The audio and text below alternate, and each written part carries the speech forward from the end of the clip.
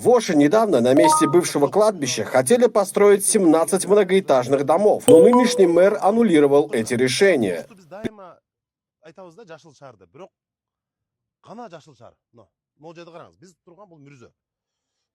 Эски Мүрзө. Муну караңыз. Бүт эле үйлөр, көп кубаттуу үйлөр, жер тамдар мына. Бул жерде жана өнүккөн шаарлардын барында чоң райондордо сөзсүз бир бак, парктар болот да.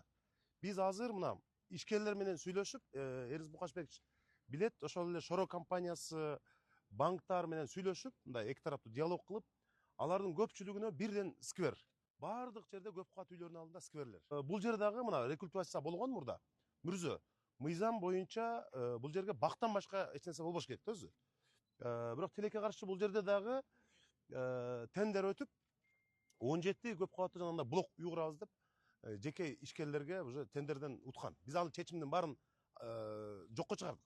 Анткени Мүрзөнүн үстүнө көп кабаттуу үй куруп, ал жерге мындай бизнес жасаганга мыйзам жол бербейт. Өзүңүз жакшы билесиз. Биз ошол мыйзамда кандай каралса ошондой кылдык дагы бул жерди жанагы жашыл бакка айландыруу. Жашыл бакка айландырбасак болбойт. Мына тегеректи көрүп атасыз өзүңүз. Азыркы реалдуу абал ушундай. Бир жерде сквер, бир жерде бак жок.